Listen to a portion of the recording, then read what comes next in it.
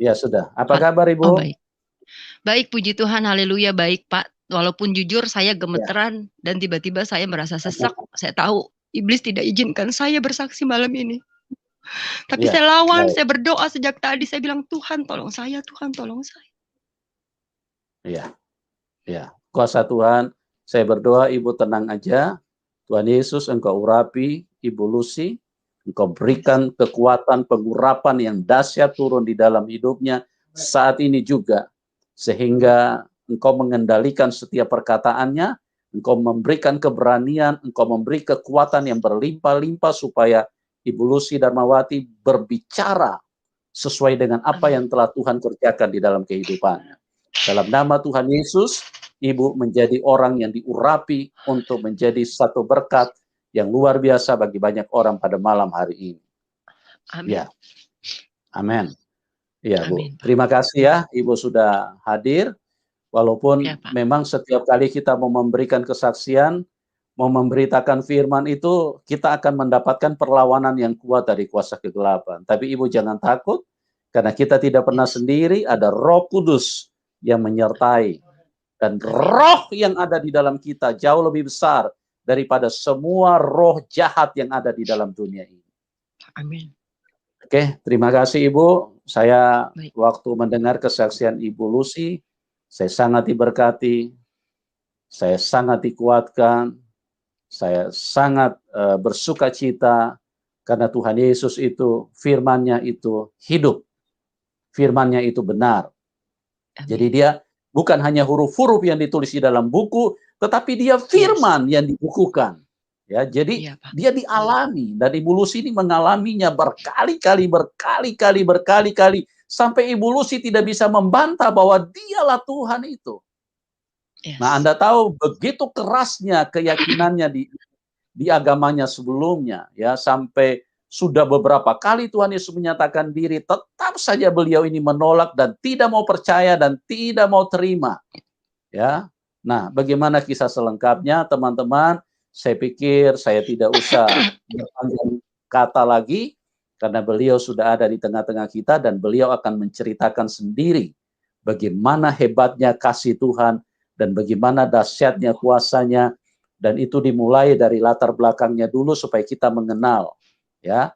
Kita tahu seperti apa beliau dulu di agamanya, di dalam keyakinan sebelumnya, dan bagaimana Tuhan Yesus yang melampaui seluruh kekuatan alam, yang melampaui seluruh roh agama, sehingga Ibu Lucy sekarang menyatakan bahwa dia menyembah satu-satunya Tuhan yang benar, Tuhan yang hidup, itulah Tuhan Yesus Kristus. Oke Ibu Lucy, Ibu bisa ceritakan mulai dari latar belakang dulu. Silakan Ibu. Baik Pak, perkenalkan saya Lucy Darmawati.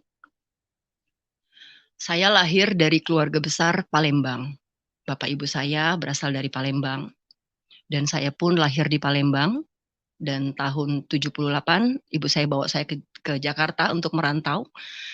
Singkat cerita, tahun demi tahun kami lalui. Dan saya mendapatkan pendidikan agama yang sangat agamais, sangat ketat. Saya tidak pernah tahu agama yang lain, saya tahunya agama saya terdahulu Islam yang paling baik dan benar. Saya ikut ngaji, bahkan saya SD-nya tuh 2, saya SD biasa dan SD madrasah. Saking ibu saya pengen menyekolahkan saya, supaya saya mungkin bisa lebih baik di agama saya. Singkat cerita, tahun demi tahun, saya merasa saya seorang muslimah sejati. Lalu, saya mulai merasa tidak bahagia. Mungkin karena faktor orang tua saya, ibu saya tuh anaknya banyak. Anaknya 7 waktu itu.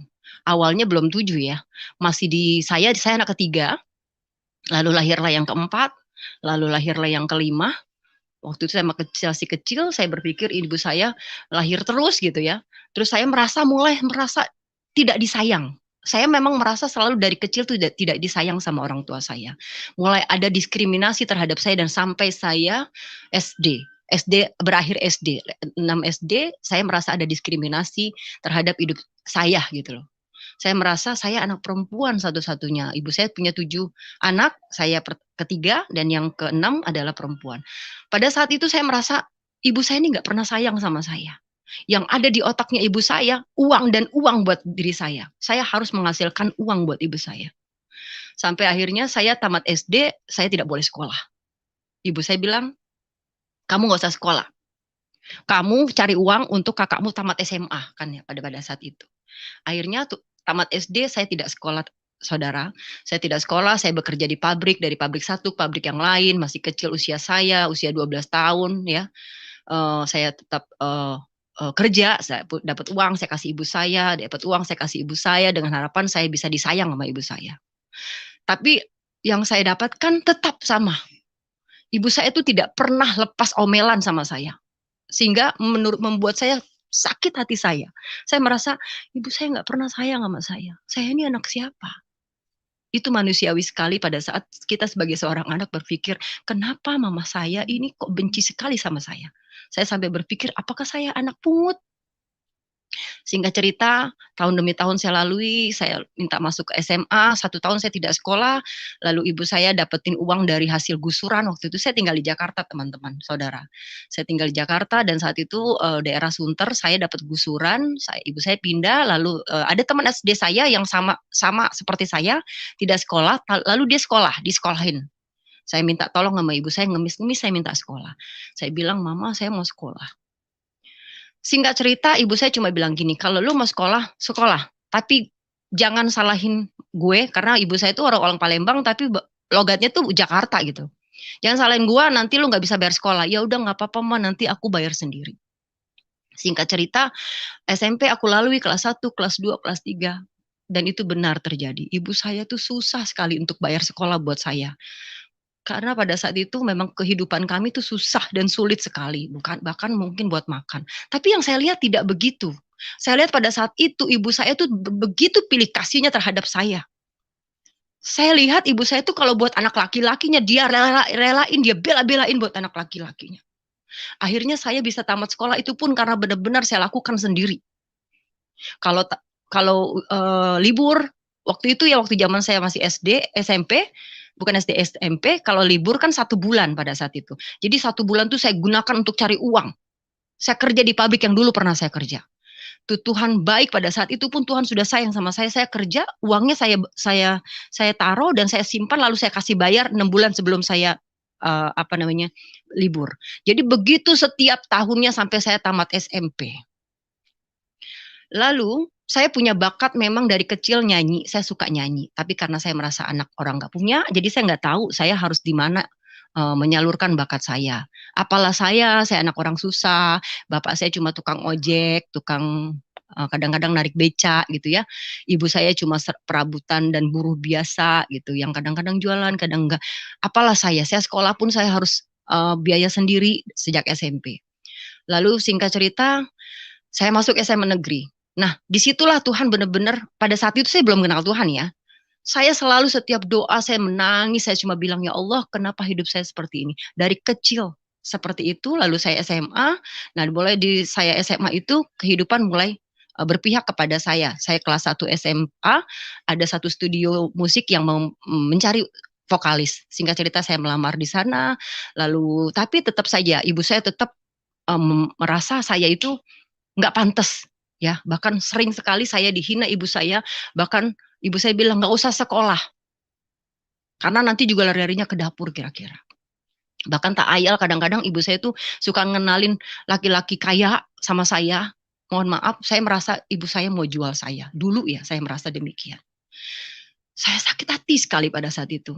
Lalu singkat cerita, SMA kelas 2, saya dikasih SMA kelas 2 mulai saya punya duit banyak dari hasil nyanyi. Kelas 1 nggak terlalu banyak karena saya nyanyi cuma mulai dari panggung-panggung di Ancol ya, yang bayarannya cuma 6.000 perak. Nah, kelas 2 SMA saya mulai nyanyi dari kafe ke kafe, disitulah awal mulanya saya nyanyi ke kafe. Nah, di samping itu saya sudah mulai merasa saya sudah jadi artis pada saat itu. Saya merasa saya menjadi apa yang saya cita-citakan pada saat itu. Kelas 2 SMA, saya sudah mulai nyanyi ke sana, ke sini, sampai kelas 3 SMA. Sampai akhirnya saudara, sekolah saya terbengkalai. Karena saya kalau nyanyi malam sampai subuh, sampai pagi. Sekolah saya pagi. Alhasil kelas 2 semester akhir, saya banyakkan tidur. Padahal saya anak yang berprestasi, bahkan di sekolah yang sangat aktif. Saya salah satu anggota OSIS dan ketua organisasi di OSIS gitu. Dan disitulah mulai saya merasa keenakan cari duit, saudara. Saya udah nggak mikirin sekolah. Yang tadinya saya 5 besar, akhirnya jadi paling bawah. Saya nggak berpikir, yang penting saya dapat duit. Singkat cerita, saya mulailah karir saya makin meningkat. Lulus SMA, saya tidak kuliah 1 tahun. Karena saya, saudara, yang saya bilang tadi, saya pikir setelah saya dapat duit banyak, ya kan, saya bisa ngebantu keuangan keluarga, bisa ngebantu adik-adik saya, bisa ngebantu orang tua saya makin disayang gitu, saya berpikir. Tapi ternyata tidak, saudara. Ibu saya tetap, merasa kejam sama saya. Saya merasa, saya malah dijadikan sapi perahan sama ibu saya. Apa-apa duit, apa-apa duit, apa-apa duit. Akhirnya, saya cuma berpikir, ibu saya ini nggak pernah sayang sama saya. Sekarang dia butuh saya karena dia tahu saya punya uang. Akhirnya setiap satu rumah saya selalu bertengkar terus sama ibu saya. Pertengkarannya itu yang menyakitkan hati saya. Akhirnya saya nggak pernah tinggal di rumah. Saya kos di mana-mana, saya pergi keluar kota, soalnya saya maunya nggak pernah ketemu ibu saya. Saya jadi kayak anjing sama kucing sama ibu saya, tapi ibu saya benar-benar memanfaatkan saya. Singkat cerita, saya tuh jadi broken home dan takut mengenalkan seorang laki-laki, bahkan saya takut berhubungan sama laki-laki. Akhirnya saya merasa pada saat itu, hidup saya hampa. Saya seorang perempuan, single, sendiri, umur belasan tahun. Dari umur 15 tahun berarti saya sudah mulai nyanyi ke sana ke sini. Tapi saya nggak dapetin kasih sayang yang saya harapkan dari seorang ibu. Begitu juga bapak saya. Bapak saya sayang sama saya. Tapi bapak saya itu di bawah tekanan ibu saya. Begitu juga kakak-kakak saya. Saya merasakan mengalami hal yang luar biasa pahit sekali di rumah. Singkat cerita, saya tuh selalu mendekatkan diri sama Allah saya. Pada saat itu, saya sholat 5 waktu, bukan cuma 5 waktu. Saya sholat sunnah, saya puasa, saya cari guru-guru agama yang menenangkan hati saya. Akhirnya saya kuliah di tahun 2008, 2008. Saya akhirnya kuliah S1 2008, saya banyak teman, saya coba lagi cari pengalaman agama saya. Karena saya merasa hampa hidup saya. Saya tinggal sendiri, saya lari pada saat itu ke hal-hal yang tidak baik dan tidak benar. Karena di lingkungan saya dunia entertain, saya berpikir, saya akhirnya lari ke dunia yang tidak baik.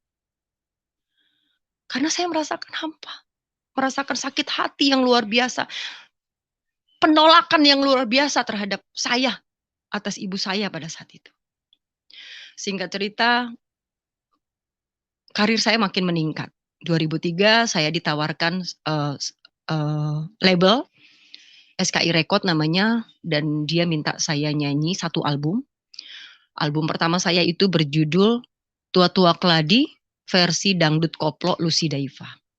Jadi nama artis saya, saudara, Lucy Daiva. Teman-teman bisa lihat hasil karya saya dan apa yang sudah saya kerjakan di dunia entertain. Tapi itu tidak membuat saya bahagia, saudara. Hati saya tetap kosong dan hati saya tetap merasa takut. Bahkan dulu saya sempat beberapa kali mau bunuh diri karena saya merasa saya ini nggak ada apa-apa. Saya ini nggak ngerti loh. Saya merasa sendiri gitu. Yang saya lihat itu cuma 4 adik-adik saya. Saya cuma ingin adik-adik saya tidak merasakan susah seperti saya. Jadi saya kerja mati-matian untuk bantu 4 adik saya. Tapi yang di dalam hati saya katakan, saya benci sekali sama ibu saya. Dulu sempat terbesit dalam hati dan pikiran saya bilang gini dalam hati saya, dulu waktu saya belum jadi orang, saya bilang, Mama kamu jahat banget sama saya, kalau saya nanti kaya saya nggak aku loh jadi ibu. Begitu loh saudara. Tapi Tuhan tahu hati saya tidak pernah lakukan itu. Sampai saya punya duit memperbaiki ekonomi keluarga, saya tidak pernah melarikan diri dan pergi dari keluarga. Saya bantu keluarga saya sebisa-bisa saya, namun kita tidak pernah bisa dekat. Singkat cerita, karir saya makin meningkat, saya mulai nyanyi di TV-TV tahun 2003 akhir sampai 2004 awal. Lalu saya mulai main sinetron, ada beberapa sinetron saya yang ngehits, ada lagu-lagu saya yang ngehits, dan saya diundang banyak TV. Singkat cerita, saya berkenalan dengan seorang laki-laki yang akhirnya menjadi suami saya. Pada saat itu saya berkenalan di bulan Agustus 2004. Waktu itu saya lagi tampil dengan artis-artis besar di daerah Bekasi. Pada saat saya tampil, dia mencemblangkan saya dengan orang lain sebenarnya. Lalu sambil berjalan Agustus itu cuma kenalan 1 hari, 2 hari, 3 hari, lalu dia pulang lagi ke Jerman. Ternyata dia tinggal di Jerman. Singkat cerita, obrolan kita tetap sampai di waktu itu BBM ya. Lalu terus BBM-an, dia mencoba ngejar saya dan menjomblangkan saya, tapi saya tidak mau. Lalu akhirnya dia cuma bilang gini, ya udah deh kita stop ngomongin pribadi. Saya mau kontrak kamu karena kamu unik. Kamu artis yang unik, dan saya sedang cari artis yang pada saat itu memang lagi ngetop-ngetopnya Inul Daratista ya. Jadi saya termasuk di dalam deretan Inul Daratista dengan goyang ala-alanya pada saat itu. Lalu akhirnya dia minta saya untuk mengontrak saya dengan label di Jerman. Oke, kalau memang begitu saya bilang bawa aja ke sini produsernya, saya bilang. Ternyata di bulan September dia benar-benar menepati janjinya, saudara. Dia bawa produser Jerman itu 2 orang, yang satu musisi, yang satu produsernya. Lalu dia ketemu sama saya dan manajer saya, kita obrolin pekerjaan apa yang akan kita lakukan. Jadi akhirnya akan ada satu kolaborasi antara musisi Jerman dengan musisi Indonesia dan akan dikontrak di Jerman dan di Indonesia. Kira-kira demikian, kita preskon lah besar-besaran. Sampai singkat cerita, saya bulan November itu dijadwalkan untuk ke Jerman dengan produser tersebut. Nah, di situ yang akhirnya menjadi suami saya itu, dia tetap mendekati saya, lalu saya bilang, lu ngeyel ya, gue tuh gak cari pacar, saya bilang. Gue gak cari pacar, karena pada saat itu memang hati saya sedang terluka juga, benar-benar yang gak nerima laki gitu loh. Saya cuma bilang, gue gak cari suami, saya bilang, dengan tegas. Lalu dia terus berusaha, lalu dia bilang, ya udah kalau gue mau cari, ya udah kalau lu memang berani lari aja ke rumah. Nah, akhirnya dia ke rumah minta sama ibu saya. Nah, singkat cerita, karena saya harus ke Jerman di bulan November, ibu saya tidak mau melepaskan saya karena pada saat itu kan usia saya masih 26. Ibu saya bilang, kawin aja sama si ini karena kamu nanti dijagain gitu. Akhirnya saya mikir-mikir, itu bulan September ya, saudara. Saya mikir-mikir, ya udah deh, kawin aja deh daripada nanti gue di sana sendirian. Saya mikir, ya udahlah nggak apa-apa lah, kawin aja. Toh nanti kalau nggak cocok di Jerman gue ceraiin aja. Jadi saya sendiri sudah punya pemikiran yang jelek sekali. Singkat cerita, di tengah kesibukan saya yang nyanyi ke sana ke sini, nyanyi di TV sana, nyanyi di TV sini, 10 Oktober akhirnya diuruslah pernikahan di KUA sama saudara-saudara saya. Saya tidak menikah mewah-mewah. Halo? Halo? Iya, kedengaran kok. Lanjut. Tapi di sini gambarnya putus-putus, Pak. Enggak ya? Lanjut aja, jelas kok. Oh baik, maaf. Baik, lalu kita menikah di tanggal 10 Oktober dengan harapan saya, pada saat itu saya berpikir ya udah kita menikah, kita ngurusin politik kerja gitu ya. Karena ada something menurut saya. Akhirnya kita menikah 10 Oktober, ternyata setelah saya menikah, bahkan sebenarnya sebelum menikah, saya ditelepon seseorang yang mengaku bahwa ini adalah pasangan suami saya yang dulu gitu ya. Ditambahlah hati saya merasa galau tapi dia meyakinkan bahwa dia nggak pernah menikah. Singkat cerita, tetap kita jalanin pernikahan itu. Lalu di hari pertama, hari kedua dia jatuh sakit. Setelah saya tahu bahwa suami saya yang menikahi saya itu adalah pada saat itu saya berpikir saya merasa dibohongi. Saya sakit hati, saya sudah mau ceraikan. Karena di samping itu pun akhirnya bisnis kita berantakan. Buyar semua. Produser juga ribut sama suami saya dan membubarkan semua bisnis kita. Tapi pada saat itu dia sakit keras. Di sinilah saya tidak bisa meninggalkan dia karena dia sakit. Kalau saya berpikir, dia sakit saya tinggalkan, saya bukan wanita kejam. Saya pikir saya urus dia dulu. Kalau udah saya urus, saya ceraiin dia. Karena pada saat itu saya sangat kecewa sekali karena dia ini membohongi saya gitu pada saat itu. Banyak yang tidak bisa saya ceritakan di sini. Lalu singkat cerita, terus saya jalanin pernikahan saya di bulan Oktober dengan merawat dia sakit, teman-teman dan saudara. Dia sakit berminggu-minggu, bahkan sampai 1 bulan, bahkan sampai 1 bulan lebih, saya bawa ke guru-guru saya. Saya ini banyak banget guru saya loh. Di Pandeglang, di Banten, di Bandung, di di Sumatera, di Sulawesi. Setiap saya di mana-mana saya cari guru. Bahkan saya tidak cari pun, mereka-mereka tuh kirim transfer ilmu sama saya. Nah, singkat cerita, suami saya ini tidak bisa sembuh sama guru manapun. Ustadz manapun, kiai manapun, dengan dalil apapun tidak bisa sembuh. Bahkan sudah mau mati, saudara. Yang saya ingat suami saya itu tidak makan-makan hampir 2 bulan. 1 bulan lebih dia tidak makan-makan. Oktober ketemu November. Di bulan November, mungkin di minggu kedua, ketiga.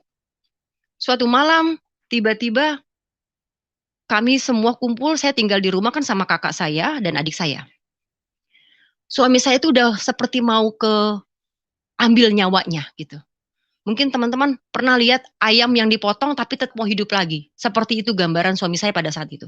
Lalu suami saya yang udah kepengen mati ya. Nah, saya lanjutkan ya saudara. Teman-teman saya flashback ke belakang. Saya menikah dengan suami saya itu Islam. Karena dia juga orang Islam saudara. KTP-nya Islam. Tapi ternyata keluarganya Kristen. Saya bilang, kamu nih Kristen apa Islam? Saya bilang. Lalu dia cerita, oh saya Islam, tapi saya gini cerita tentang Kristen. Saya bilang kalau mau menikah sama saya ya terserah, nggak apa-apa sih. Saya bilang karena saya moderat terhadap agama. Singkat cerita dia menikah tetap secara Islam dan Islamkan kembali sama bapak saya. Akhirnya dia habis menikah tuh puasa ya. Oktober akhir atau November pada saat itu pokoknya puasa. Dan suami saya ajarkan tentang puasa apa, saya ajarkan tentang Islam. Bahkan pacar saya sebelum suami saya, itu saya punya pacar ya, 2 tahun, saya ajarkan tentang Islam sampai dia masuk Islam, saudara. Saya punya pacar, sampai dia masuk Islam. Masa suami saya nggak masuk Islam, saya berpikir. Akhirnya dia masuk Islam, dan kembali ke dia sakit. Pada malam saat itu, dia sakit yang sudah hampir mau mati, saudara. Saya coba bilang sama Allah saya pada saat itu, saya sholat, saya pakai mukena, kakak saya, adik saya semua saya suruh berdoa. Lalu saya bilang, ya Allah, ambil saja nyawa suamiku ya Allah, kasihan. Saya merasa ini orang kasihan udah mau mati tapi nggak mati. Makan nggak bisa, minum begini nggak bisa. Dia cuma bisa minum pakai air aqua gelas saudara dengan sedotannya. Saya bilang kamu makan dong Pak, nggak bisa. Sama sekali nggak bisa. Dia merasa ada ada batu yang besar menempel di badan dia katanya. Singkat cerita ada 1 malam yang dia sudah mau diambil nyawanya itu karena kita merasakan serangan dahsyat ya pada saat itu. Teluh datang ke rumah kami, ke rumah saya kena, kakak saya kena, kami yang lagi berdoa kena semua teluh. Tapi kami hantam dan kami halau karena kebetulan saya siksen pada saat itu, saya tuh bisa bicara dengan hal gaib, bisa melihat hal gaib gitu. Nah singkat cerita, bapak mertua saya telepon saya. Lalu dia cerita, Lucy, Leo kenapa? Kata dia. Saya ceritakan gini-gini, kamu bantu saya, kita doakan dia. Saya doakan gini. Dan disitulah pertama kali bapak mertua saya bilang gini, Leo kamu baca ini. Gitu ya. Dia tidak menolak. Dia izin dulu sama saya. Mama boleh gak saya baca ini? Gitu. Ya saya ngelihat dia mau mati kan. Saya pikir, ya udahlah, nggak apa-apa lah. Karena dia mau mati, saya pikir. Akhirnya dia membacakan, dia nggak kuat baca. Dia bilang gini, tolong aku bacain. Dia minta bacakan kitab dia 1 ayat saja. Dia yang bukakan, dia tunjuk sama saya, bacakan ini. Saya bacakan di telinganya dia, tapi saya nggak ingat bacaan itu apa. Ya, setelah saya bacakan, lalu bapaknya diem, amin gitu.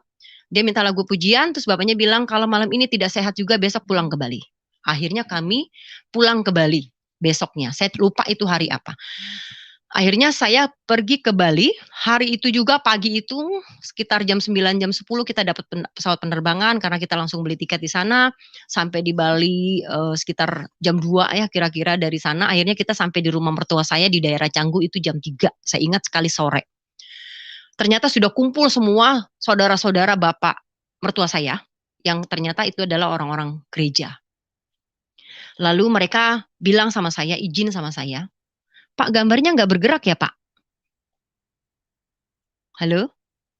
Ya, bergerak kok Ibu, bergerak. Oh ya udah Tetap berarti saya terus ya Pak. Iya ya, baik. terus. Lalu ternyata di sana itu saya lupa ada berapa orang, tapi saya lihat banyak gitu. Mereka bapak mertua saya khususnya, karena pada saat itu saya lagi puasa ya. Mertua saya bilang, "Lucy, ini kami mau doakan nama suami saya pada saat itu Leo ya. Nama suami saya Leo. Leo pakai cara Kristen boleh," katanya gitu. Saya bilang, "Boleh." Karena menurut saya udah ikhlas, Pak. Ini laki saya mau mati, saya pikir dia mau mati, jadi saya relain aja, dia mau ngapain saya relain pada saat itu.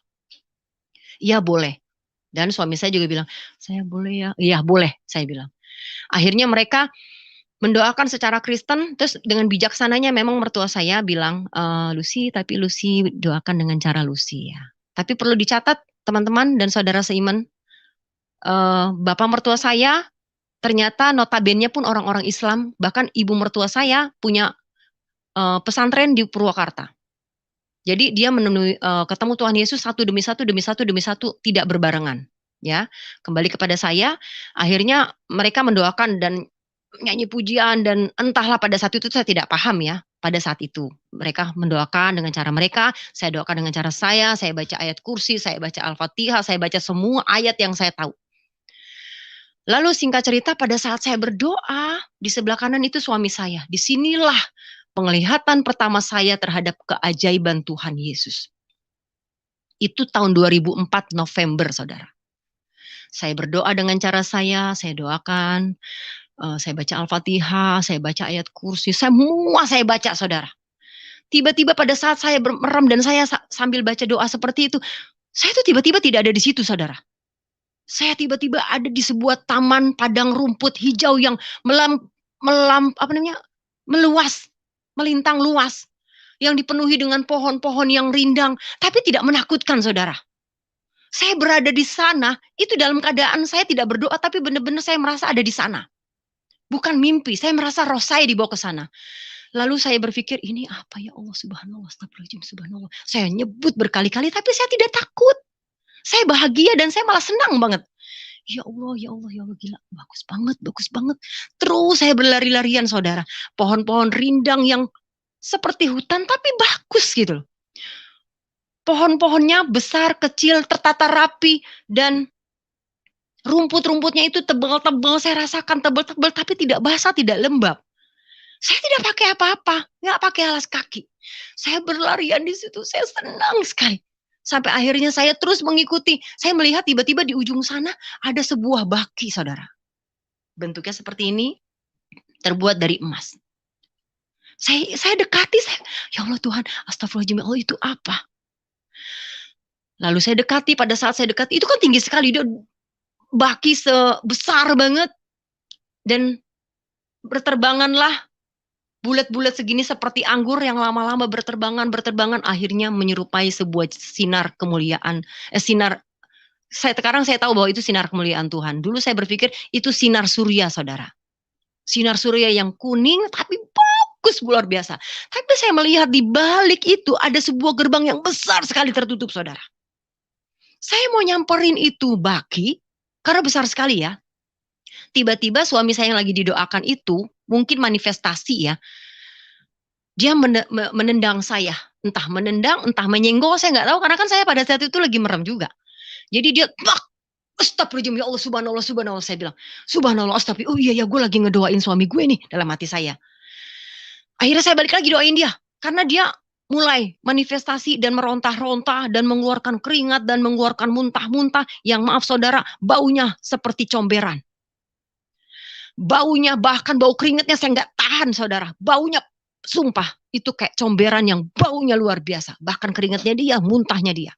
Saya nggak mengerti kok bisa seperti itu. Didoakan terus. Sampai akhirnya mereka amin. Udah, saat mereka mendoakan itu, saya terdiam-diam aja. Ya Allah, tadi apaan ya? Kok begitu ya? Bagus banget ya. Itu di mana ya Allah? Saya tetap berpikir itu tadi di mana? Nggak kejawab, Tuhan. Nggak kejawab, saudara. Singkat cerita, setelah didoakan, akhirnya mereka ramah tamah lah kira-kira. Tiba-tiba beberapa menit setelah didoakan, saudara, suami saya minta makan loh. Padahal hampir 2 bulan suami saya tidak bisa makan, saudara. Bayangin, mungkin kalian tidak percaya, tapi ini kenyataannya. Suami saya tidak makan sama sekali, dia cuma minum air putih yang pakai sedotan aqua kecil. Terus tiba-tiba dia minta makan. Hah? Mau makan? Bukannya dia nggak bisa makan, kata saya gitu. Akhirnya dia minta makan, dia nambah 2 piring. Seger. Haleluya, katanya haleluya. Oh, aku udah sehat, udah seger, katanya. Nah, singkat cerita, mereka itu di situ banyak banget orang-orang Kristen, dan salah satunya adalah, saya ingat sekali seorang pendeta atau majelis, aku nggak tahu, namanya Abraham. Akhirnya dia bersaksi, Lucy, saya juga dari Kedar, katanya. Saya ustadz di Gontor, dia ceritakan tentang masa dia gitu ya, kesaksiannya dia. Sebelum itu saya tahu duluan, makanya saya bertanya. Jadi saya bertanya dan saya nantang itu ustadz. Saya sombong, saudara. Saya merasa ilmu saya lebih tinggi dan ilmu saya lebih banyak gitu. Saya tantang dia, saya bilang, kenapa kamu jadi orang Kristen? Galak banget saya. Saya bilang, lalu dia cerita tentang kesaksian dia. Saya nggak tahu itu kesaksian, dia cerita gini-gini, saya tangkis semua pakai ayat, saya tangkis pakai ayat. Ujung-ujungnya, saya cuma bilang, sudah stop. Kamu aja yang imannya nggak kuat. Kamu saja yang imanmu bisa dibeli, makanya kamu bisa masuk Kristen. Jahat sekali mulut saya pada saat itu, saudara. Selesai dari situ mereka semua pulang, saudara.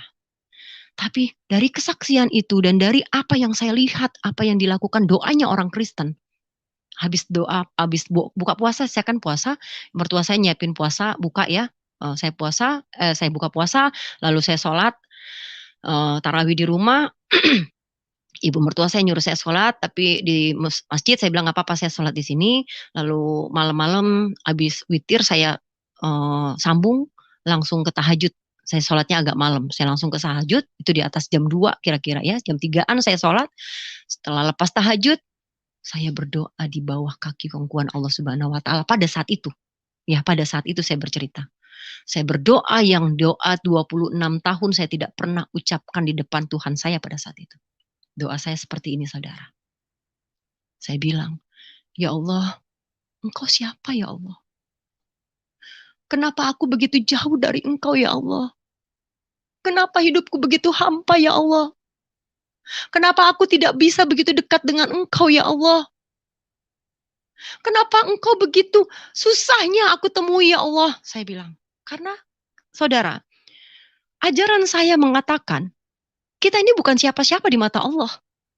Jadi kalau mau minta apa-apa, mohon maaf ya, ajaran saya dulu, kalau saya mau minta apa-apa, contoh nih, job saya udah mulai sepi nih, saya larilah ke abah saya gitu, abah ustadz saya bilang, abah saya jobnya sepi nih, ya udah sini, nanti dibacain Yasin nama anak-anak yatim, nanti didoain nama anak-anak yatim, nanti udah bayar aja sekian-sekian, nanti baru kabul. Suatu saat saya beranikan diri, saya bilang, abah kenapa sih, saya kan bisa aja minta langsung aja sama Allah, berdoa, minta aja langsung sama Allah. Kenapa sih saya harus selalu melalui ustadz, melalui ini? Jawabannya cuma satu. Kamu ketemu presiden aja nggak bisa langsung. Bagaimana mau ketemu Allah? Emang kamu siapa? Sehebat apa kamu ketemu Allah? Katanya gitu, saudara. Disitulah ajaran saya. Mungkin juga saudara-saudara saya yang masih belum mengenal Yesus mengalami hal seperti itu. Jadi mau ketemu Allah tuh susah, saudara. Kita mau nungging-nungging puluhan rakaat pun, kalau kita bukan siapa-siapa, kita tidak bisa bertemu dengan Allah. Nah, singkat cerita, saya lanjutkan, saya bilang, saya begitu susah ketemu Engkau ya Allah, saya bilang. Nah, ada satu kata yang luar biasa yang saya ingat sampai saat ini, dan itulah titik cikal Tuhan masuk lewat saya. Saya bilang, ya Allah, kata mereka itu adalah orang-orang Kristen yang mendoakan suami saya, saudara. Saya bilang, kata mereka, Engkau itu Yesus. Astagfirullahaladzim, subhanallah, ya Allah, ya Allah, ya Allah, ya Allah. Aduh ya Allah, ampuni mereka ya Allah, maafin mereka ya Allah. Ya Allah, ampuni mereka ya Allah, ampuni mereka. Tapi ya Allah, kalau memang Engkau itu Yesus ya Allah, perkenalkan dirimu kepadaku ya Allah. Masuk ke dalam kehidupan aku ya Allah. Tapi kalau memang mereka yang salah ya Allah, tunjukkan mereka ke jalan yang benar yang Engkau ridhoi ya Allah. Saya berdoa demikian ya Allah. Teman-teman. Akhirnya amin, nothing tulus, tidak ada pemikiran apa-apa pada saat itu.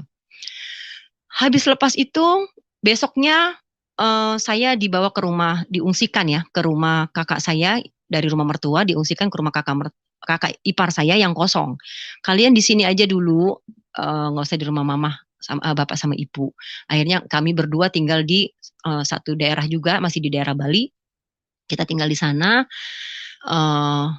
Ya udah hari-hari kita lalui pakai baca suami saya baca Alkitab terus ya, karena dia sudah mulai, dia izin sama saya, maaf saya mau kembali ke Kristen, saya mau masuk Kristen lagi, boleh silakan. Dalam hati saya bilang gini, lakun biniku mulyadin, yang penting kamu punya Tuhan.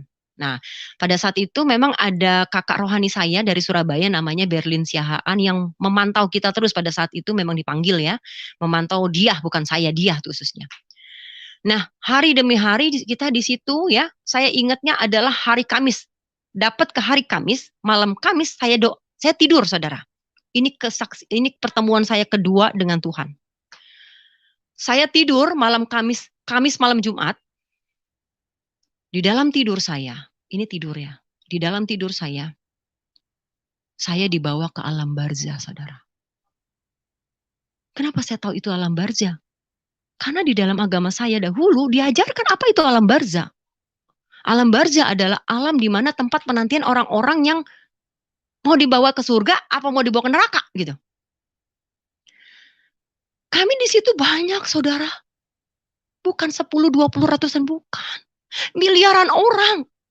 Saya merasa luas sekali, itu padang pasir yang luas sekali.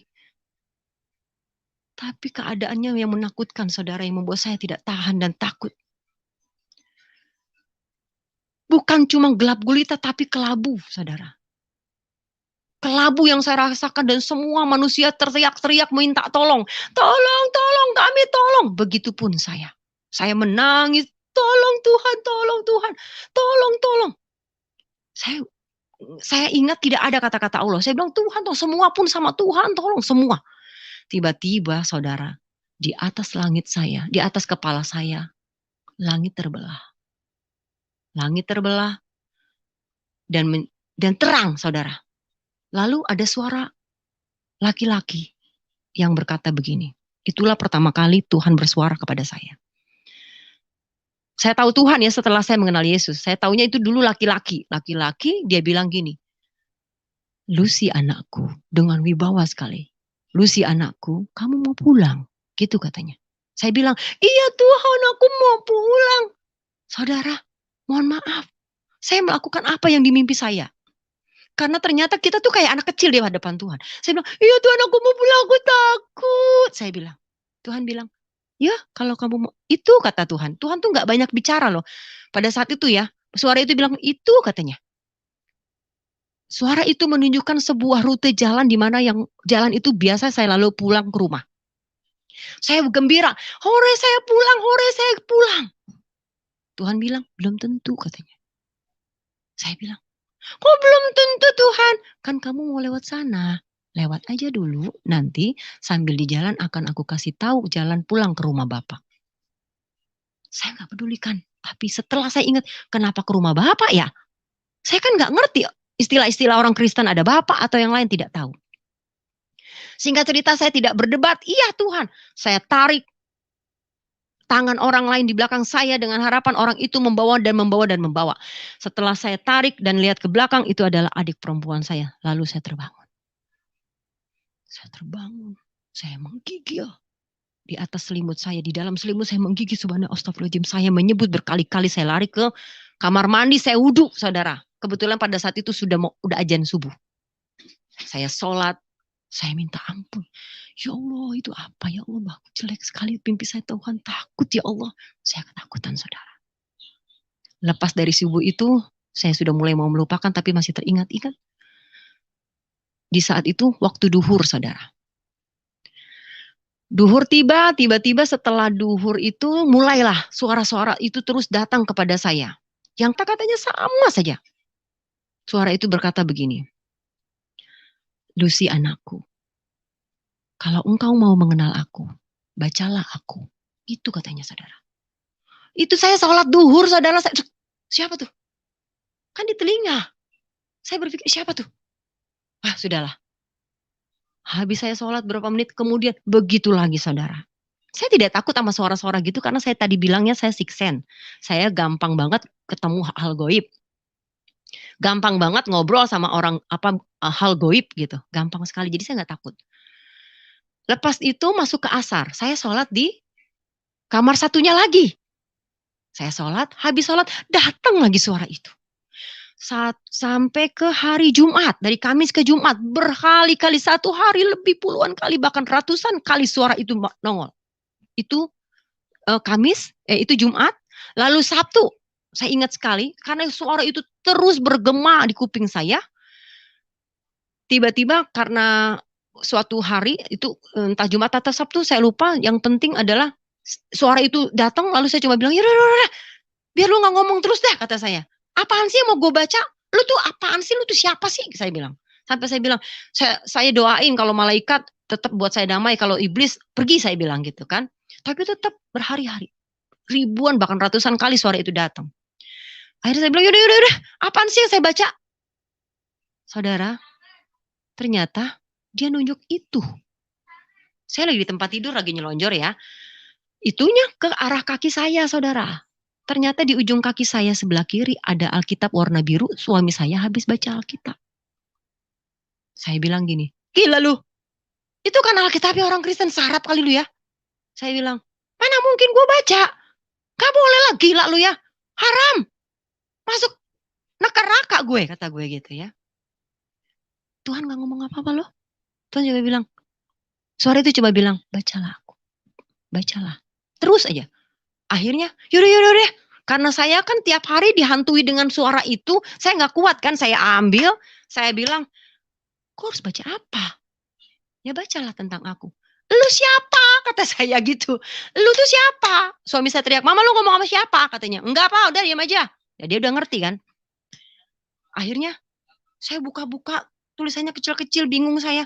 Aduh, ya Allah, saya bingung. Saya bilang, ini mau bacain apa? Saya bilang, bacalah tentang aku. Kamu tuh siapa? Saya bilang, aku Yesus, katanya.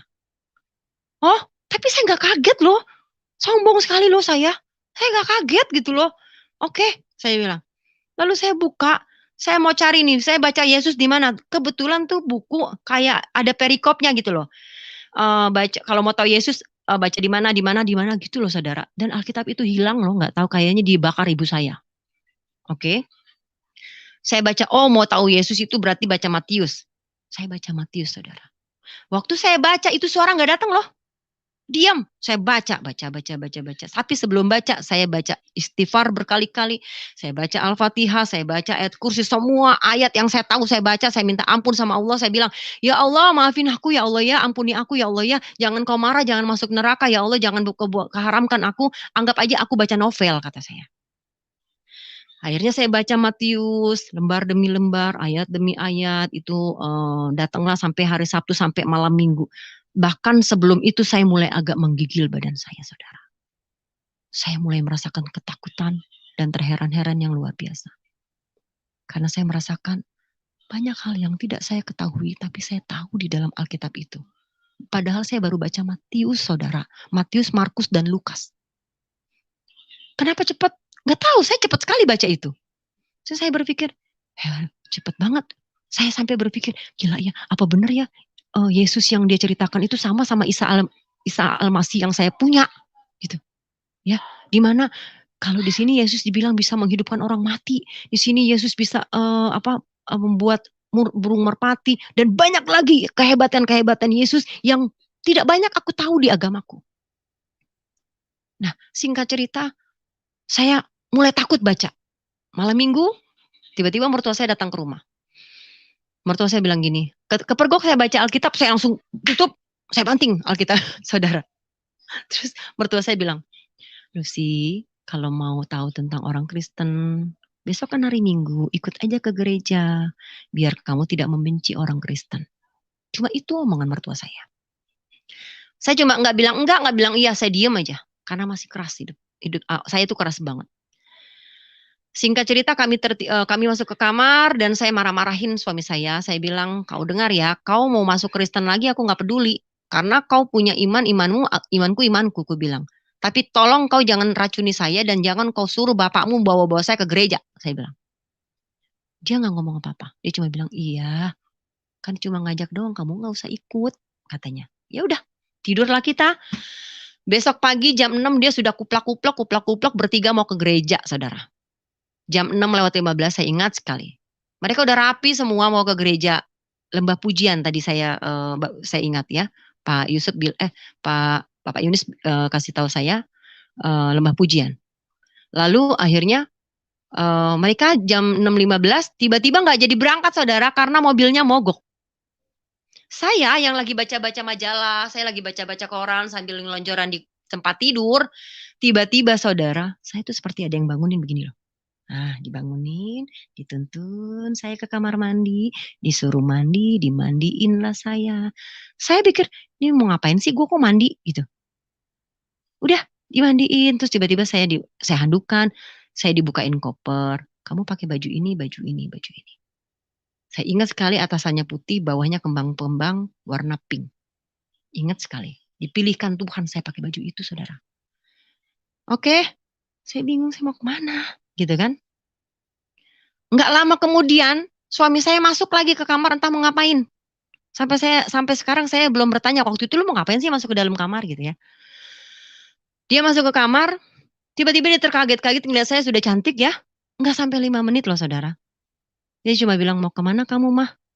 Mulut ini berkata dengan apa yang dibisikkan di dalam telinga saya. Gereja. Saya ikut gereja. Suami saya, iya. Akhirnya kita keluar berdua. Setelah keluar, saudara, mobilnya nyala. Sampai suami dan mertua saya, loh kok bisa tiba-tiba nyala? Kenapa Ber? Katanya gitu kan. Si Mas Berin yang benerin. Ya udahlah yang penting nyala. Udah nyala. Saya duduk di belakang. Saya sambil zikir, saya sambil berdoa, ya Allah, saya mau ke gereja, Tuhan ampuni saya, Tuhan ampuni saya. Saya cuma pengen ikut, ini suara apa, kalau memang malaikat, bawa saya ke yang benar ya Allah, saya bilang gitu. Akhirnya saya ke gereja, di gereja itu besar sekali di Bali, gereja Lembah Pujian namanya. Lalu saya lihat di depan gereja itu, mau naik ke atasnya itu ada kolam. Saya bingung, saya bilang gini, lucu ya orang Kristen kok bikin kolam renang di depan gereja, saya bilang gitu ya. Lalu tiba-tiba suara itu ngomong gini, nanti engkau akan kusucikan di sana, katanya. Suara itu bilang, selalu di sebelah kanan saya. Saya nggak jawab, begitulah kira-kira gitu kali ya, nggak gitu. Masuklah ke dalam, sudah sampai ke dalam, bapak mertua saya bilang, Lucy, karena kamu kan cuma mengamati, kita duduk di belakang ya, Lus, katanya. Tiba-tiba yang membisikkan saya bilang, tidak, kamu duduk di depan, katanya. Enggak Pak, duduk depan. Saya sombong sekali, saudara. Saya sombong banget, luar biasa. Saya yakin dan percaya pada saat itu karena kesombongan saya masuk ikut. Saya cuma pengen membuktikan orang Kristen kerjanya ngapain sih di gereja gitu. Akhirnya kita duduk di depan. Iya, kata mertua saya. Duduklah kita di depan. Tiba-tiba kita diingatkan ya bahwa ternyata itu adalah tempat para asar-asar dan para pekerja. Akhirnya saya duduk di paling 2 di sebelah kanan panggung. Mereka mulailah puji-pujian, penyembahan. Yang menurut saya itu aneh ya. Karena mereka nangis-nangis, teriak-teriak, hahaha, kekek-kekek, nangis lagi. Bermenit-menit. Sampai saya bosan, kesal. Saya bisikan suami saya gini bilang, lu tuh kapan sembayangnya? Ya tadi lu nyanyi-nyanyi kayak orang konser tapi kayak orang gila, tau gak ini semua orang gila isinya ya. Nangis, teriak-teriak, jingkrak-jingkrak, aha-ehe. Goblok. Saya bilang gitu, saudara. Itu saya dulu. Suami saya cuma bilang, udah kamu diem aja. Kalau kamu gak nyaman, kamu duduk. Emang gue duduk aja dari tadi. Saya bilang gitu. Oke, udah diam. Hingga satu waktu, akhirnya timbullah satu lagu sebelum mereka ibadah, sebelum khotbah. Kenapa saya tahu sebelum khotbah? Karena saya udah melalui itu ya. Ada satu lagu yang membuat saya berbalik kepada saya gilanya, saudara. Lagu itu dinyanyikan berulang-ulang. Nah, sebelum-sebelumnya kan lagu-lagunya itu kan ada bahasa Yesus, ada bahasa entahlah yang memang nggak boleh saya pakai kan. Lalu pertama satu rap saya nggak menyadari, saudara. Masuk kedua rap saya pun nggak mulai baca dong, karena kan screen white-nya besar banget kan. Saya mulai baca, saudara. Saya mulai berpikir gini, karena saya penyanyi pada saat itu, saya pikir lagunya bagus ya, liriknya bagus dalam hati saya. Nggak ada kata-kata Yesus. Mulailah saya ikutin, saudara, dalam hati saya. Saya bilang, bagus nih lagunya, saya ikutin aja deh. Karena memang sebenarnya saya ini adalah manusia yang penuh dengan masalah dan penuh dengan problem. Badan saya, hati saya penuh dengan masalah yang gak bisa saya selesaikan bertahun-tahun lamanya. Hati saya beku, hati saya luar biasa. Bahkan saya menikah pun saya main-main, saudara. Akhirnya saya ikuti lagu itu. Saudara, lagu itulah yang membuat saya tersungkur menangis-nangis. Saya berpikir, sekarang yang gila saya, saudara. Lagu itu berisi seperti ini. Satu perkara yang tak dapat ku mengerti, mengapakah harus terjadi di dalam kehidupan ini. Itu tidak ada bahasa Yesusnya. Banyak perkara yang ku simpan dalam hati, tiada satu pun kan terjadi. Allahnya saya ganti Allah, saudara. Tanpa Allah peduli. Masuk rap, saudara.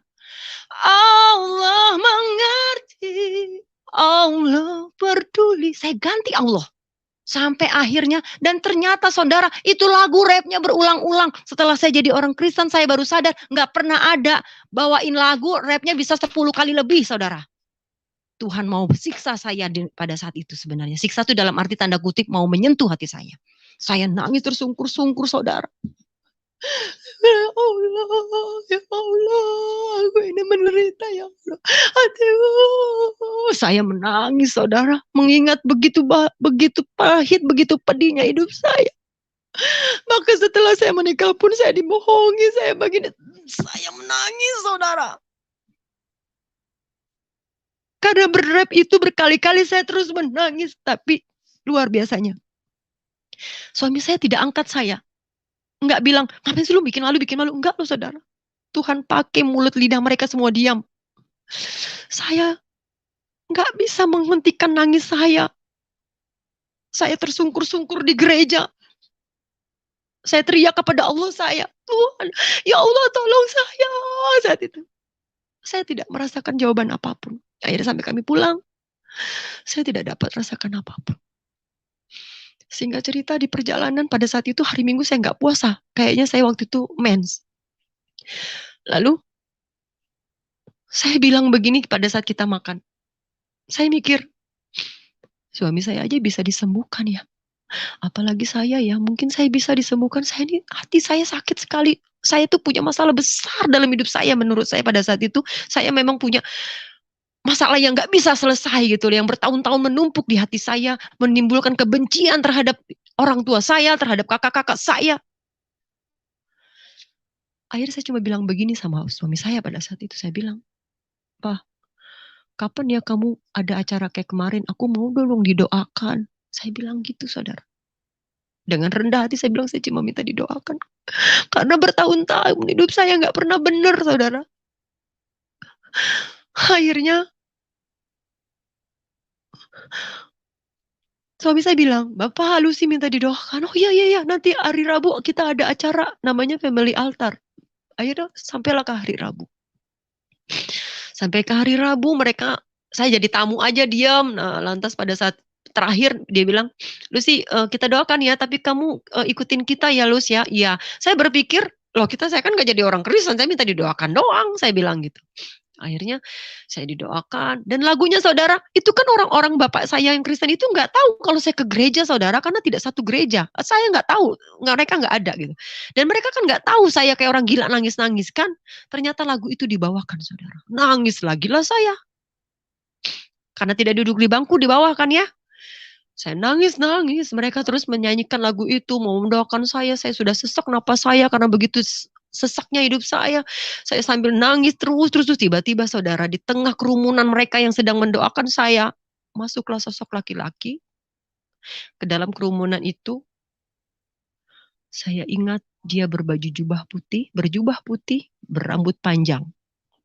Langsung datang ke saya, dia pegang dada saya seperti ini. Saudara, pada saat dia menyentuh dada saya, yang saya rasakan adem yang luar biasa. Yang saya rasakan hilang masalah saya. Yang saya rasakan, lenyap sudah apa yang saya rasakan, sesak saya tuh hilang saudara. Seperti anak kecil yang menangis, ya, tapi tiba-tiba dikasih permen dan diam. Itu saya. Langsung saya diam, seperti nggak punya masalah saudara pada saat itu. Lalu mereka amin. Nah setelah mereka amin, saya sibuk mencari laki-laki yang menyentuh dada saya. Saudara. Lalu saya bilang, saya cari dong. Orang laki-laki yang tadi nyentuh saya lari ke kamar mandi, saya cari. Saya di belakang ada apa sih di rumah itu ada lemari ya, saya cari. Lalu saya lihat orang tadi tuh lewat sini. Setelah saya lihat itu tembok loh saudara. Lalu suami saya bilang gini, kamu nyari apa sih mah? Saya bisikin dia, tadi ada laki-laki yang nyentuh dada gue. Makanya gue diem, tangannya adem banget, kayak sejuk lah gitu, kayak bukan es gitu saya bilang. Bukan es tapi sejuk. Yang mana? Pakai baju putih, dia pakai jubah putih. Gue ingetnya jubah putih kan punya orang Islam doang ya. Pakai jubah putih, rambutnya panjang. Tapi dia berkilau-kilau loh. Saya bilang gitu. Tapi kok gue bingung ya, kok dia bisa tembus tembok. Dasar suami saya mulai comel saudara. Teriaklah dia, haleluya, Lucy dijamah Yesus katanya, Lucy dijamah Tuhan Yesus. Apaan sih lu? Saya marah-marah saudara. Emang seperti apa sih? Enggak. Masa sih itu Yesus? Kata, iya itu Yesus, coba Lucy cari. Ya udah, tetap loh saudara, saya merasa tidak kaget. Ya udah, gitu aja. Oh itu, oke. Tetap nggak kaget saudara. Saya tetap pulang menjalankan ibadah saya loh saudara. Saya tetap sholat, tapi saya tetap baca Alkitab. Saya baca Al-Quran. Kebetulan pada saat itu kan saya nggak bawa Al-Quran dong. Tapi saya baca Alkitab makin gencar. Setelah Matius, Lukas, Markus, saya berhenti tuh di situ. Lalu saya bilang, saya mau baca apa lagi ya? Baca tentang siapa ya? Oh ya, baca tentang manusia pertama tuh siapa? Saya bilang gitu. Terus saya dituntun sama suara itu loh. Tuhan bilang Kejadian. Saya baca dong Kejadian. Baca lagi, makin terbelagak lah saya. Mulai dari Kejadian itu, mulai dari Adam, penciptaan dan lain sebagainya sampai ke Abraham ada. Pokoknya saya baca Alkitab sudah mulai banyak nabi-nabi yang saya itu tadinya nggak tahu banyak tentang hebatnya, tapi di Alkitab banyak tahu hebatnya. Saya buru-buru minta pulang saudara, karena saya pengen pulang. Saya mau baca Al-Quran yang saya baca gitu loh. Singkat cerita, seminggu kurang lah, lebih saya di Bali, saya pulang. Saya pulang duluan karena suami saya tidak boleh pulang. Harus tetap diobati. Dia 2 minggu di sana, saya pulang. Saya sampai di rumah, saya tetap baca, saya bawa tuh Alkitabnya, saya bilang, Leo pinjam Alkitabnya ya? Iya, oke. Saya baca, saya mampir ke rumah saudara saya itu Mas Berlin, bukan berdebat ya, saya cari kebenaran gini-gini. Kebetulan kakak rohani saya Berlin itu banyak tahu tentang Al-Quran, jadi saya enak kalau dia ngomong sama dia. Jadi dia ngomong tuh bukan mau kristenin saya berpikir kita ngomong tuh sharing gitu loh. Singkat cerita, saya sampai di rumah, saya banding-bandingkan Al-Quran dengan Al-Quran dengan Alkitab. Terus saya bandingkan. Saudara, saya tuh bacanya bukan Al-Quran saudara, saya bacanya Al-Furqan. Buat teman-teman, sahabat-sahabat saya, saudara-saudara saya yang masih Islam, Al-Furqan itu adalah isinya ayat-ayat Al-Quran, ada artinya dan ada maknanya. Jadi jangan cuma baca alif lam mim, auzubillah, Arab itu saja. Tahu artinya supaya kau tidak dibohongi.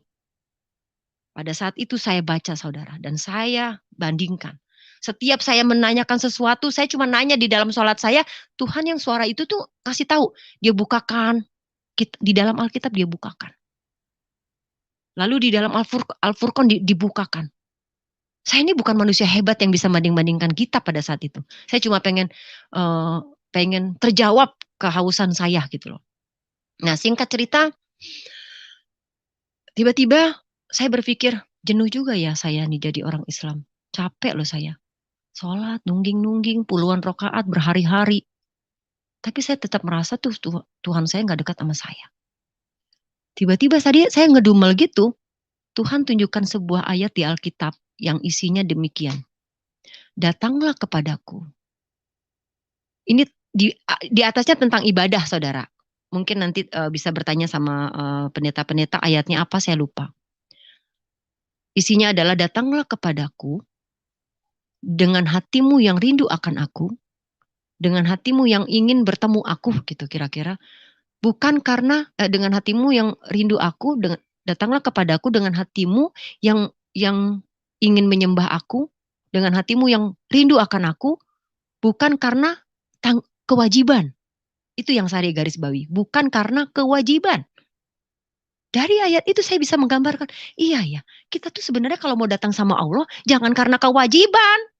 Gua kan datang sama Allah karena wajib. Subuh-subuh, duhur, asar, maghrib, isya. Wajib weh. Kalau nggak sholat satu waktu aja lu, dihitung 40 dosanya loh, 40 tahun dosanya. Bayangin, jadi gua hari-hari itu berpikir hidupku dikejar-kejar dosa, saudara. Karena aku merasa, aku kalau nggak sholat satu waktu, 40 tahun. Kita berbuat zina 40 tahun. Kita berbuat dosa 40 tahun. Berarti hidup kita itu sudah penuh dengan dosa. Mau buat baik kayak apapun gak akan masuk surga. Susah masuk surga pada saat itu. Saya belum tahu Kristen loh. Belum tahu Yesus. Udah berpikir secara logika buat hidup saya. Gila ya. Di agama gue susah banget kayak gini ya. Makanya saya susah ketemu sama Allah pada saat itu. Singkat cerita, dengan ayat itu langsung tiba-tiba saya malas sholat, saudara. Oh yaudahlah, gue lagi nggak pengen sholat. Yang penting ada ayat begini. Setiap nafasmu adalah ibadahmu kepadaku, kata Tuhan di dalam Alkitab. Saya terapkan itu, saudara. Iyalah, gue nafas juga gue sembah Allah kok. Saya nggak tahu. Saya tetap merasa saya tetap Islam pada saat itu. Saya cuma pengen tahu gitu ya. Singkat cerita suami saya datang, saudara. Datang dari Bali dan saya bersyukur, ya udah puji Tuhan dia udah sehat. Alhamdulillah pada saat itu. Alhamdulillah dia udah sehat. Tapi saudara ternyata tidak, dia belum sehat. Ada satu malam tiba-tiba, saudara. Ini sebelum malam kejadian dia terserang lagi ya, keserang sama dukun-dukun itu lagi. Berhari-hari setelah saya baca-baca Alkitab, bahkan suami saya belum pulang, saya itu dimimpiin nih, saudara. Dimimpiin sama laki-laki yang sama yang saya tahu sekarang adalah Yesus. Dia selalu bilang begini, Lucy anakku, baptislah dirimu beserta suamimu. Tiap malam, saudara. Setiap saya tidur, mau tidur siang, mau tidur malam, saya setiap tidur, laki-laki itu selalu bilang, Lucy anakku, baptislah dirimu beserta,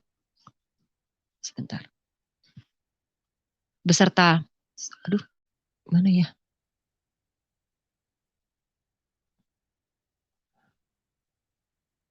Beserta suamimu. Begitu terus tiap saya tidur, saudara. Sampai saya berpikir, aduh, apaan sih? Nah, suami saya datang kan? Pada saat suami saya datang, saya ngomong, Leo, baptis itu apa sih? Saya bilang gitu. Oh, baptis itu penyucian diri kita, penyerahan diri kita, katanya. Terus saya bilang, iya nih, gue suruh dibaptis sama siapa, kata dia. Yaitu sama orang yang sama, yang suka ngomong-ngomong sama gue, kata saya gitu. Saya mohon maaf ya, saya ngomongnya seperti itu.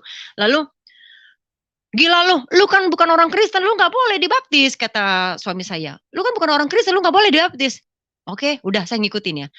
1 hari dia di rumah, 2 hari dia di rumah, terus begitu, saudara, sampai saya pusing. Dan ada satu masa di mana satu malam nih, di mana suami saya terserang lagi, saya bilang tadi. Tapi kata-kata itu kan udah berhari-hari ya. Suami saya terserang dan malam-malam juga setiap teluh datang tuh selalu tengah malam, saudara. Silakan tanya sama dukun-dukun yang sakti sekalipun. Tanya sama mereka. Teluh, dukun, santet itu selalu datang tengah malam. Tengah malam dia datang, suami saya terkapar di pangkuan saya yang sudah mau mati lagi nih. Saya bilang, aduh ya Allah, saya bilang subhanallah, astagfirullahaladzim, ya Allah, kakak, saya panggil kakak saya kan, tolongin kakak, kenapa? Dicari-cari lagi nih, gini. Akhirnya saya cuma bilang gini, ya Allah, bukan, saya nggak bilang ya Allah ya, saya nantangin Tuhan Yesus akhirnya, saudara. Karena saya kan teriak-teriak ya Allah, doa semua tuh kakak saya. Tiba-tiba saya tuh ingat begini, saya marah sama Tuhan Yesus, Tuhannya orang Kristen. Saya bilang gini, hei Yesus, ini suami saya bilang gini, hei Yesus, katanya engkau Tuhan yang hebat, katanya engkau luar biasa, kenapa kau tidak sembuhkan suamiku? Kenapa dia masih terserang begini? Kalau engkau memang hebat, kalau engkau memang Tuhannya orang Kristen yang hebat, sembuhkan suamiku 100%. Jangan setengah-setengah. Kalau dia sembuh, aku mau dibaptis. Gila ya. Ini mulut saya ya. Lalu, sudah. Tidur loh, dia bisa tidur, saudara. Saya lupa ya sama sumpah saya. Tidur, besok bangun, seperti biasa tidak terjadi apa-apa. 1-2 hari tiba-tiba datang lagi nih suara itu, saudara. Tapi bukan mimpi, ke kuping. Kata suara itu bilang gini, "Lucy, katanya mau dibaptis." Gitu, saudara. Sekali, 2 kali, 3 kali, lama-lama saya bilang gini, iya, entar dulu. Saya nanya sama suami saya, "Ayo, gue disuruh dibaptis nih, gue capek nih. Lu mah nggak tahu sih dikejar-kejar sama goib." Saya bilang gitu ya. "Apaan sih? Lu tuh kan bukan orang Kristen, lu nggak boleh dibaptis," katanya. "Ya tapi bagaimana?" kata gue, "ini suaranya datang terus," gitu. Terus akhirnya, ya udah deh gini deh, ke tempat ibu gembala FA dia punya ada FA ya, namanya Ibu Susan. Dibawalah saya ke FA-nya dia gitu kan. Kita kan udah beda iman kan, tapi saya mendukung dia gitu. Lalu dia ceritakan gitu, "Ibu, ini Lucy mau dibaptis." "Ih, emang Lucy yakin?" kata dia. "Ya nggak apa-apa lah Bu, saya capek soalnya nih diomongin gini, oh cuma dibaptis doang kan, emang dia baptis ngapain sih?" kata saya. "Dibaptis jemulungin air," katanya gini-gini. Pada saat itu kan handphone kita tidak secanggih sekarang ya, saudara. Singkat cerita, kita akhirnya menjadwalkan pembaptisan saya itu tanggal 12 Desember. Saudara, saya tetap merasa saya orang Islam loh pada saat itu. Walaupun mereka merasa saya udah ikut ini gitu, tapi mereka tetap menghargai saya. Akhirnya 12 Desember 2004 berarti itu. Saya dibaptis di GBI di GBI JCC Jakarta.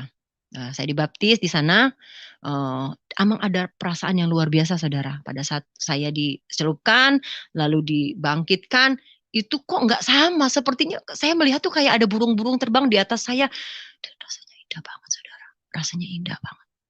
Akhirnya saya pulang, mulailah saya semakin gencar pengen tahu firman Tuhan, pengen tahu siapa Tuhan Yesus gitu ya, saudara. Saya tetap menjalankan ibadah saya juga tetap mau tahu gitu. Menurut saya bebal, saudara. Tapi saya percaya Yesus itu hebat, kata saya. Tapi saya nggak percaya bahwa Yesus itu Tuhan pada saat itu gitu loh. Saya cuma percaya Yesus itu hebat. Yesus itu Isa Al-Masih yang saya sembah, yang saya tahu bukan saya sembah, yang saya tahu sebagai Nabi dan Rasul saya pada saat itu. Akhirnya singkat cerita hari demi hari saya mulai suka ikutin suami saya ibadah gitu. Ya udah ada satu ada kala saya ikut, ada kala enggak gitu. Nah terus akhirnya setelah ikut itu, saya dikasih hadiah. Saya lupa bukan bulan Desember, bulan-bulan kemudian akhirnya kan bangkai tercium juga. Ibu saya tuh datang ke rumah, saudara. Dan dilalanya sebelum ibu saya datang ke rumah, suami saya bilang gini, "Ma, ini kita dikasih salib sama dikasih gambar Yesus, aku pasang boleh gak?" Ya udah pasang aja. Tadinya saya nggak boleh pasang, saudara. Janganlah ngargain orang yang di sini dong gitu kan. Suatu saat ya udah pasang aja.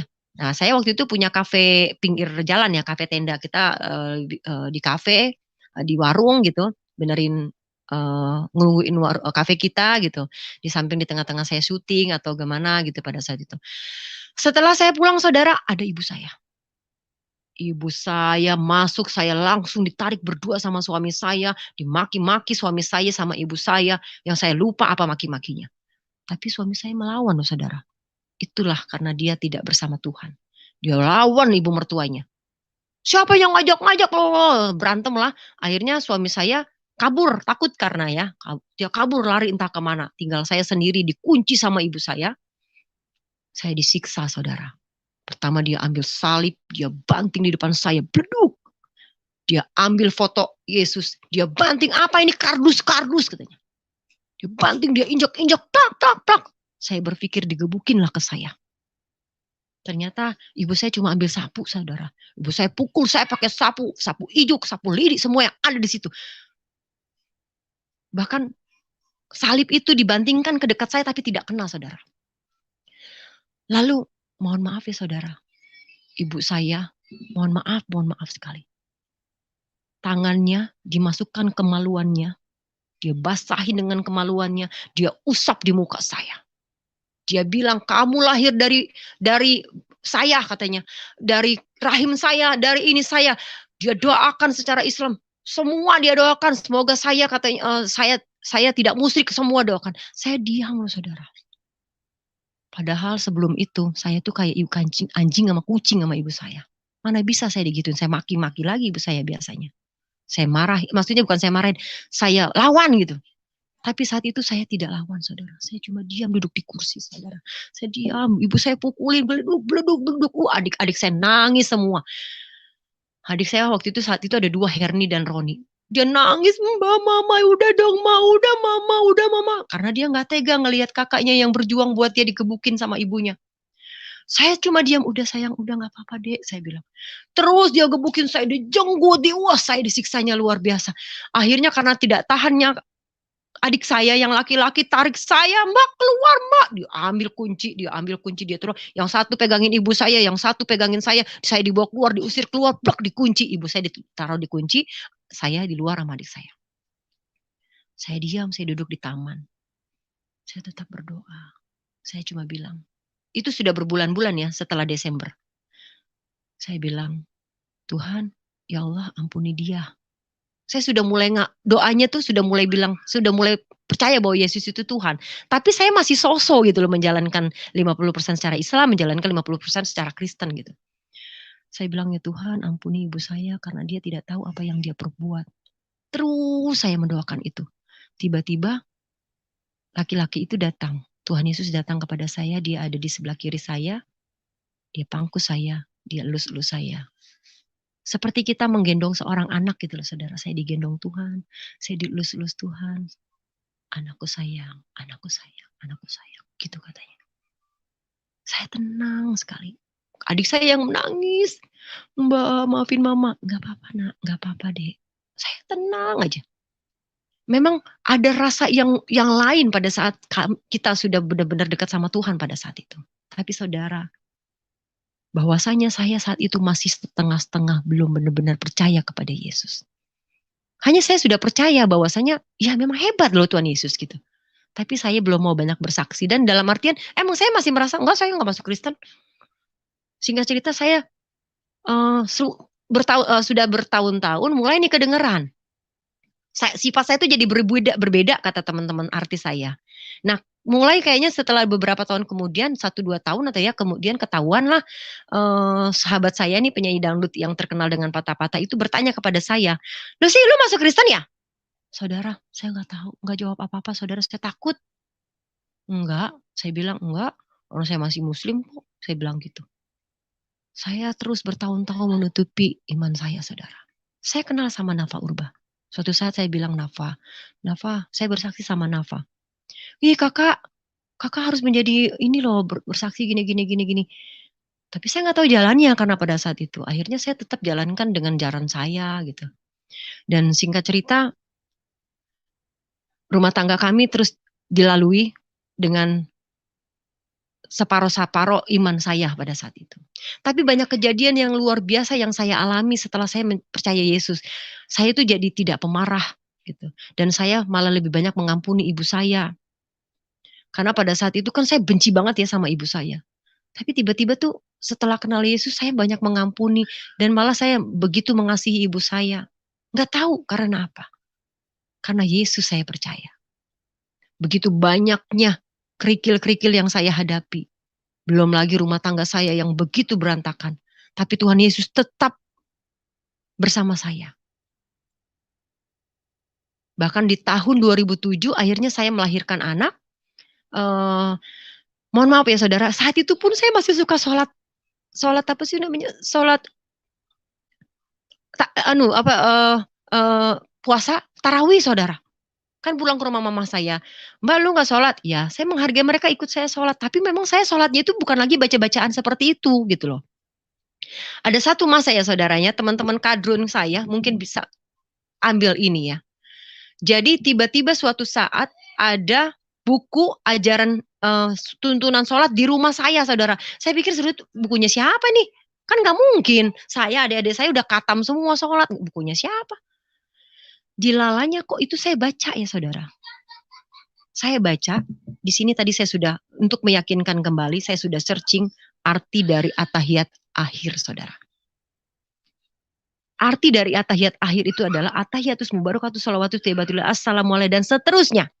Itu artinya adalah, ya Allah, ampunilah nabi bla bla bla bla. Dia menganggapnya nabi kan? Ampunilah junjungan mereka, dosa-dosa junjungan mereka, dosa para sanak saudaranya, dosa para sahabatnya. Saya baca saja, ini saya bacakan, tapi saya kasih tahu artinya ya teman-teman.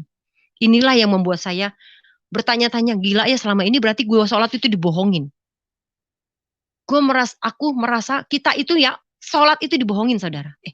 Saya takut salah, tapi ini yang terjadi. Artinya, ya Allah, ampunilah dosaku yang aku lewatkan dan yang aku akhiri apa yang aku rasa dan bukan yang ini. Jadi artinya adalah, ya Allah, ampunilah dosa-dosa junjungan kami seperti dan para sahabatnya dan para sanak saudaranya dan para pendekat-pendekatnya, dan berkatilah Nabi Muhammad seperti engkau memberkahi Nabi Ibrahim, bukan berkat ya, memberkahi Nabi Ibrahim. Dan itu dikatakan 2 kali ya Allah, teman-teman, dikatakan 2 kali di dalam atahiyat awal dan atahiyat akhir. Lalu saya berpikir, berarti dalam sholat itu isinya kita cuma ngedoain Nabi Muhammad beserta para sanak saudaranya, beserta para sahabatnya, supaya Allah memberkati beliau dan para sanak saudaranya dan para sahabatnya seperti Allah memberkati Nabi Ibrahim. Diakui juga bahwa Ibrahim adalah bapak segala bangsa. Saya nggak mau bodoh sendiri dong, saya tanya sama Habib. Karena pada saat itu kan saya masih sosok ya, jadi saya ngaji, saya ikut, saya tanya. Saya bilang, mungkin teman-teman ada yang mau menjawab saya juga pertanyaan ini. Karena pada saat itu pertanyaan saya dijawabnya tidak bisa. Saya tanya, Habib, siapa yang menciptakan sholat? Saya tanya.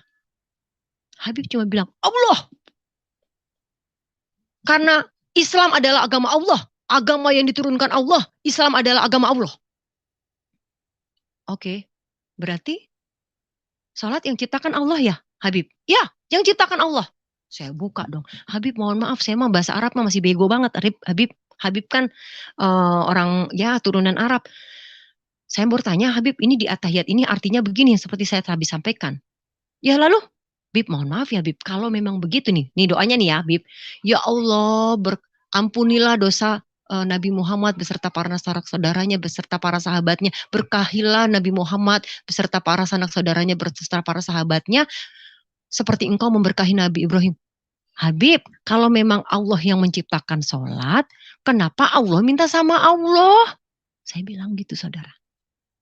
Gak bisa jawab Habibnya. Oh iya ya Lucy. Enggak, saya salah apa enggak nih? Saya baca soalnya kan pada saat itu nggak bisa searching ya. Ini saya baca begini, saya bawa itu. Oh iya ya Lucy ya. Ah sudahlah. Dari sananya memang kayak gitu katanya. Nah itulah yang kadang-kadang membuat bodoh saudara-saudara kita. Pada saat kita bertanya, mereka jawabannya ya udahlah dari sononya begitu nggak usah diganggu gugat katanya.